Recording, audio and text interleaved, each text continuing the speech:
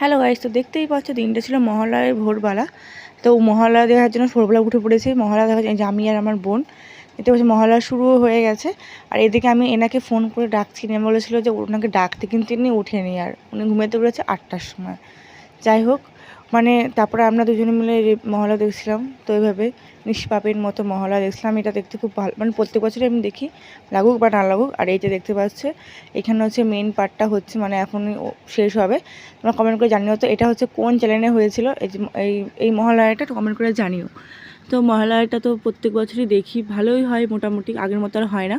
তো তারপরে এই যে আমরা খাবার খেয়ে নিয়েছিলাম সকালের, খাওয়া দাওয়া করে আমি ঘুমিয়ে পড়েছিলাম। ভেবেছিলাম ব্লগ করবো, তো ব্লগ করা হয়, তাই বিকেলবেলা বেরিয়ে পড়েছিলাম বান্ধবীর বাড়ির উদ্দেশ্যে। তারপর ওখানে গিয়ে একটু ঘুরতে যাবো, কারণ সারাদিন আমি কোনো ক্লিপ নিইনি, আমি ঘুমিয়ে পড়েছিলাম। তো তারপরে ওদের বাড়িতে গেছি, ও এখনও চান করেনি, তো চান করতে গেছে। আর আমি এখানে বসে বসে বোর হচ্ছিলাম, তাই এটাও আমি ওকে দিয়েছিলাম আমার জন্মদিনে। এই ফটো ফ্রেমটা আমার বেস্ট ফ্রেন্ড হয় ও।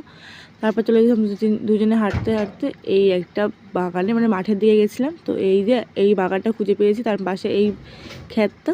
তো এখানে আমরা এখন ফটো তুলবো আর কি। তো ঘুরতে ঘুরতে এসেছিলাম, তো তারপরে দেখতে পাচ্ছি আমি ঢুকে পড়েছি। আর এখানে না ওই পেছনে এই বাগানের মালিক রয়েছে, তাই আমরা ভয়ে ভয়ে আর কি ফটো তুলছিলাম। একটা ফুল পড়লে আমাদের গলা কেটে নেবে, এমন একটা অবস্থা আর কি। তো দেখতেই পাচ্ছি এখানে আমি ঢং করছিলাম।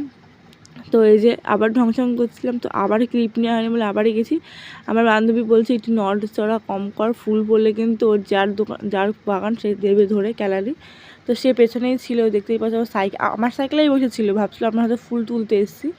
তারপরে ওখান থেকে বেরিয়ে একটু ভেতর দিয়ে গেছিলাম। তো গিয়ে এখানে আমরা গরুর গন্ধ শুনে চলে এসেছি, গরু মরার গন্ধ শুনে চলে এসেছি। তারপরে এখানে এসে আমরা স্ট্যান্ড দিয়ে ফটো তুলছিলাম। দেখতে পাচ্ছি আমাদের স্ট্যান্ড, জুতো আমাদের স্ট্যান্ড হয়ে গেছে এখানে। তো তারপরে আবার কি বিকেলবেলা সন্ধ্যেবেলা একটু ঘুরে আসি, তাই চলে গেছিলাম বিকেলবেলা একটু সন্ধ্যাবেলা চা খেতে। আর এই দেখো জিয়াটের প্যান্ডেল দেখেই নিলাম পুজোর আগে। আর এই দেখো আরেকটা প্যান্ডেল। আবার দেখো এই যে বাস স্ট্যান্ডের প্যান্ডেল হচ্ছে এইটা, মানে প্যান্ডেল দেখা কমপ্লিট। আর প্রতিষ্ঠার প্যান্ডেল দেখতে যাবো না। তারপর আমি একটা দাদা ছিল আর সন্দীপ ছিলাম, তো আমরা চলে গেছিলাম একটা ক্যাফেতে। আমি বলতে চা খেতে আর কি, সেরকম না। তবে পৌঁছেও গেছিলাম। এখানে দেখতেই পাচ্ছি যেখানে বসে আছি আমরা, এখন চা খেয়ে বেরিয়ে যাবো। মানে চা খেতে এসেছি সময় কাটানোর জন্য, ব্যাস এইটুখানির জন্য এসেছি। এখানে আমি আর ও শুধু আসিনি, একটা দাদাও এসছে।